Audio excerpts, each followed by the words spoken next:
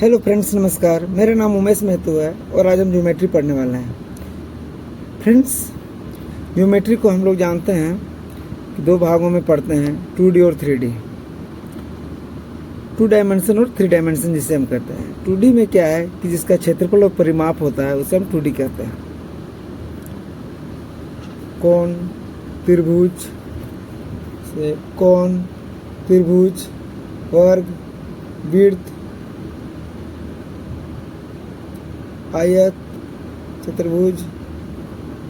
पृष्ठीय क्षेत्रफल जिसे हम 3D डायमेंशन कहते हैं, उसकी क्या होती है? पृष्ठीय क्षेत्रफल और आयतन होती है। घन, घनाभ, बेलन, शंकु, छीनक, गोला, अर्धगोला, प्रिज्म और पिरामिड होती है। दोस्तों, 2D और 3D पढ़ने से पहले हमको बिंदु, रेखाखंड, किरण और रेखा पढ़ेंगे। सबसे पहले ये 4 डिफिनेशन हम लोग पढ़ेंगे, उसके बाद 2D पढ़ेंगे, उसके बाद 3D पढ़ेंगे। ये डिफिनेशन देख लेते हैं।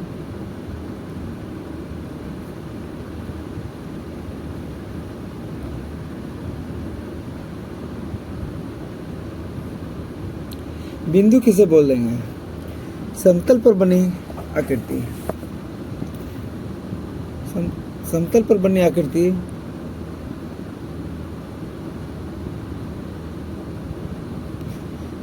बनी आकृति इसकी लंबाई चौड़ाई नहीं होती है। समतल पर बनी आकृति जिसकी लंबाई चौड़ाई नहीं होती है उसे हम बिंदु कहते हैं। रेखाखंड किसे कहेंगे? समतल में स्थित दो बिंदुओं को मिलाने पर बनी आकृति। दो बिंदु है, जब हम इसको मिला देंगे तो ये हो गया रेखाखंड। रेखाखंड की क्या है? इसकी लंबाई तो होती है लेकिन चौड़ाई ऊंचाई नहीं होती है। रेखाखंड की लंबाई होती है, चौड़ाई ऊंचाई नहीं होती है। इसकी अंतिम दो बिंदु होती है, फर्स्ट एंड लास्ट। और रेखाखंड में अनंत बिंदु हो सकते हैं। इसी प्रकार हम लोग किरण को देखेंगे कि रेखाखंड को एक दिशा में, किरण क्या है कि यहाँ से कोई डायरेक्शन है मेरा, यहाँ से एक दिशा में जहाँ तक हम बढ़ा सकते हैं, ये मेरी क्या है? किरण है, जिसे हम रे कहते हैं। किरण की भी लंबाई होती है लेकिन चौड़ाई और ऊंचाई नहीं होती है। किरण में भी अनंत बिंदु हो सकते हैं। किरण की क्या है? यहाँ जहाँ से किरण स्टार्ट होती है उसे हम प्रारंभिक बिंदु कहते हैं। प्रारंभिक बिंदु से स्टार्ट होके जितनी भी दूर जाए, जिस प्रारंभिक बिंदु को हम क्या बोलेंगे? अंतिम बिंदु या प्रारंभिक बिंदु बोल सकते। रेखाखंड के दोनों दिशाओं में असीमित लंबाई बढ़ाने पर बने आकृति। इधर से भी दूरी बढ़ सकती है, इधर से भी बढ़ सकती है। इसकी दूरी अनलिमिटेड है।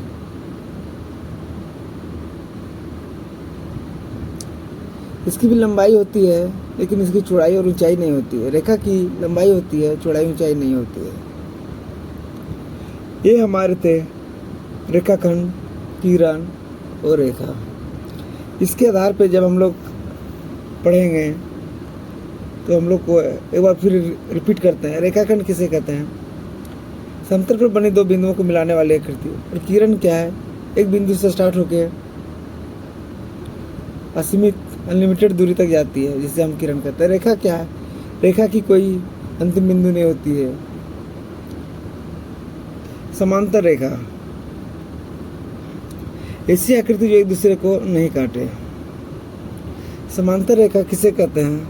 ऐसी रेखा जो एक दूसरे को नहीं काटे। ये है, दोनों की जो दूरी है 90 डिग्री में होना चाहिए, दोनों समांतर हो। LM दो रेखी है जो 90 डिग्री में काटती है, उसे हम समांतर रेखा कहेंगे। समांतर रेखा की जो मध्य दूरी होती है वो सदैव बराबर होगी, सदैव बराबर होती है। ना कि हम इसको ऐसे मान लें कि चलो ये भी समांतर रेखा हो गया, इसको ऐसे करके 90 डिग्री, ये समांतर रेखा नहीं है। समांतर रेखा की जो है, समांतर रेखा की जो लंबाई होती है बराबर होती है। अगर ये 5 सेंटीमीटर होगा तो ये भी 5 सेंटीमीटर होगा। इसी तरह से प्रतिच्छेदी रेखा, ऐसी रेखा जो एक दूसरे को काटती है, यहाँ हम लोग मिल रहा है, इसको हम क्या बोलेंगे? प्रतिच्छेदी रेखा। जब दो सरल रेखा एक समतल में एक दूसरे को अधिक से अधिक एक बिंदु से काटे, अधिक से अधिक एक बिंदु से ज़्यादा नहीं होना चाहिए, तो इसे हम प्रतिच्छेदी रेखा कहेंगे।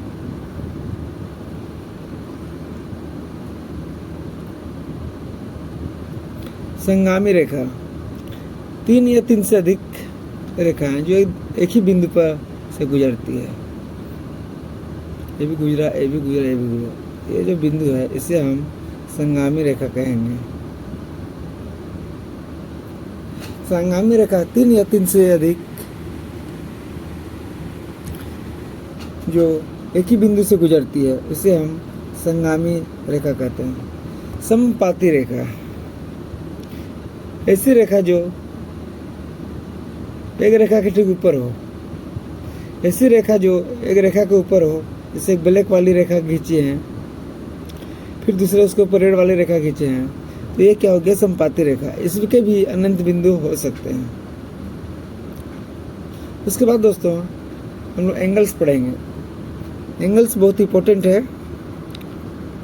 एक बिंदु से प्रारंभ होकर, यहाँ कोई बिंदु था, यहाँ से प्रारंभिक होकर 2 किरणें गुजरती हैं, एक किधर गई, एक किधर गई, और जो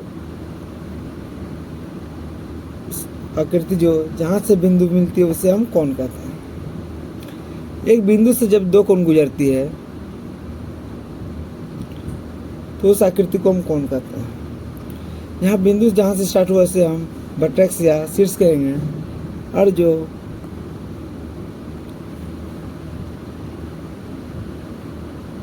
किरण निकला यहाँ से उसे हम भुजा कहेंगे। ये किरण यहाँ से स्टार्ट होकर यहाँ आई, एक किरण यहाँ से इधर गई, तो ये दोनों क्या है?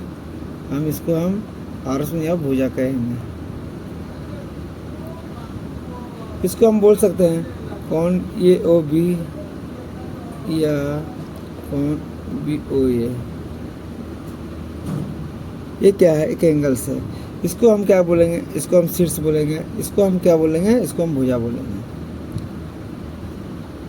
इसके बाद दोस्तों हम लोग पढ़ेंगे आसन कोण, एडजेसेंट एंगल।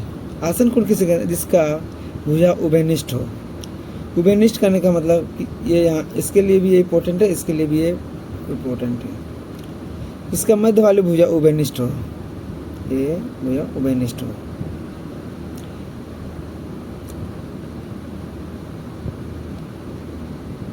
इसको हम बोल सकते हैं कोण ए ओ बी और कोण बी ओ सी आसन कोण है। एक कोण बराबर ये कोण और एक कोण बराबर ये कोण, तो ये जो है 2 बार हम यूज किए, इसीलिए इसे हम आसन कोण कहेंगे। हम लोग ये नहीं कह सकते हैं कि कोण सी ओ बी और कोण सी ओ ए आसन कोण, नहीं, कोण ए और बी ओ सी आसन कोण है, क्योंकि ये 2 बार यूज हो रही है। ठीक उसी प्रकार पूरक और संपूरक कोण किसे कहेंगे? तो पूरक कोण जब 2 कोण को जोड़ेंगे तो वो 90 डिग्री होता है। से एक कोण 10 डिग्री है तो दूसरा कोण 80 डिग्री होना चाहिए। एक कोण 62 डिग्री है तो दूसरी कोण 28 डिग्री होना चाहिए। अगर 90 10 डिग्री प्लस 80 डिग्री को हम ऐड करेंगे तो ये होगा 90 डिग्री। इसी प्रकार 62 डिग्री प्लस 28 डिग्री को जोड़ेंगे तो होगा 90 डिग्री।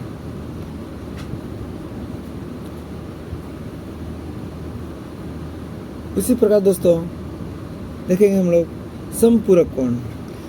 समपूरक को हम परिपूरक कोण भी कहते हैं, सप्लीमेंट्री एंगल्स। ऐसे 2 कोण जिसका योग 180 डिग्री हो उसे हम संपूरक कोण कहते हैं। 140 डिग्री प्लस 40 डिग्री टोटल हो गया मेरा 180 डिग्री। 35 डिग्री और 45 डिग्री इसको अगर हम जोड़ेंगे तो ये भी हो जाएगा 180 डिग्री।